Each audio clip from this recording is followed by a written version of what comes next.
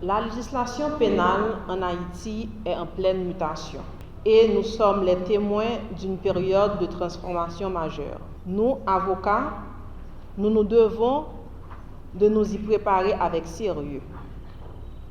Depuis l'adoption du décret code pénal en 2020, l'exécutif, en s'appropriant des prérogatives normalement réservées au pouvoir législatif, tente d'adapter la réponse pénale aux défis grandissants de la criminalité. Le décret du 14 avril 2025 marque une étape significative de cette réponse. Ce décret institue 2 pôles judiciaires spécialisés, l'un dédié à la répression des crimes et délits financiers complexes et l'autre à la lutte contre les crimes de masse et les violences sexuelles. Ces mesures, associées à l'adoption d'un budget de guerre, semblent témoigner d'une volonté que nous espérons réelle de faire face à la criminalité endémique qui sévit dans le pays depuis quelques années déjà. La criminalité financière, autrefois limitée à des délits contre les biens, a évolué vers des formes beaucoup plus sophistiquées, menaçant directement l'ordre public économique et l'autorité de l'État. Parallèlement, les violences perpétrées par les gangs armés plongent la population dans une terreur constante. Ces massacres s'accompagnent fréquemment de violences sexuelles utilisées comme armes de terreur, particulièrement contre les femmes et les filles, comme le rappelle le décret du 14 avril 2025 dans son 4e considérant. Face à ces défis complexes et graves, la création des pôles judiciaires spécialisés vise à renforcer la réponse judiciaire. Ces crimes se distinguent par leur gravité, en raison notamment de l'atteinte à des valeurs fondamentales, et se distinguent également par leur complexité, marquée par la sophistication des modes opératoires, l'implication d'un grand nombre d'auteurs ou de complices et l'étendue des préjudices. Cette journée de réflexion s'inscrit dans une démarche de renforcement des capacités des professionnels du droit.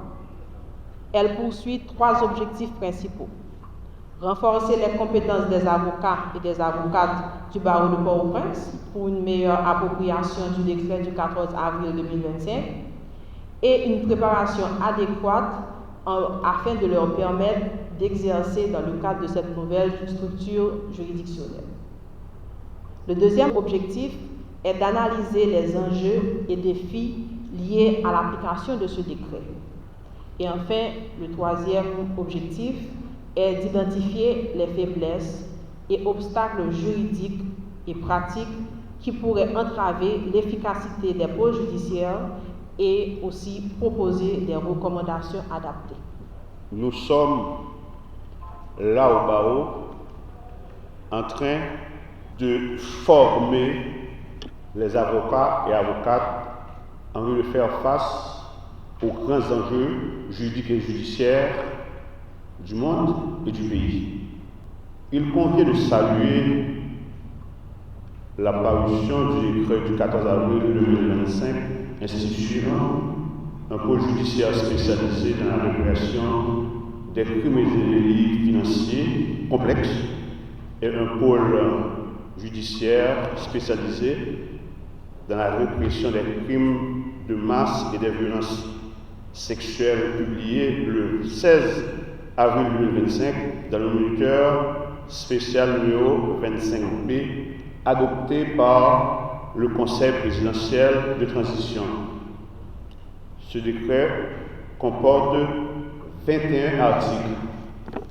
Je vais essayer d'aborder 5 aspects de cette problématique. Il faut reconnaître que l'adoption de ce décret constitue une innovation, un progrès, une évolution. La création des 2 pôles spécialisés ne garantit pas effectivement son application. J'ai lu ce décret il y a quelques semaines et j'ai lu encore ce décret hier soir, il me vient à l'esprit qu'on n'a pas tenu compte de la réalité de la justice, effectivement. Parce que lorsqu'on crée une institution judiciaire, on doit penser à son coût de fonctionnement. On doit penser à son application, mais son application nécessite un investissement conséquent. Est-ce qu'il y a des fonds dédiés à l'application de ces pôles? Bon, c'est à l'exécutif de répondre à une pareille question. C'est important de voir la logistique adéquate. La justice en souffre, même à Port-au-Prince, soi-disant, Port-au-Prince est le centre névralgique, économique, politique, juridique ou judiciaire de ce pays, mais on n'a pas perdu la majesté de la justice. On peut voir où se situent actuellement les tribunaux. Il convient de penser à la sécurisation des preuves et des pièces à conviction. C'est fondamental. La formation spécialisée pour les intervenants, les juges, les commissaires du gouvernement, les greffiers, les policiers. Je parle des agents et des officiers de police. En ce qui nous concerne, les avocats. Parce que très souvent en Haïti, on fait les choses à l'envers. On ne scrute pas les institutions, on ne vulgarise pas l'opérationnalisation d'une institution, on forme l'institution, mais sans que les opérateurs réels sachent le contenu, la teneur de l'institution. C'est avec un honneur tout particulier que je prends parole aujourd'hui au nom de la représentante spéciale du secrétaire général des Nations Unies en Haïti, Madame Salvador, à l'occasion de l'ouverture de la journée de réflexion dédiée au pôle judiciaire spécialisé à l'intention des avocats du barreau de Port-au-Prince.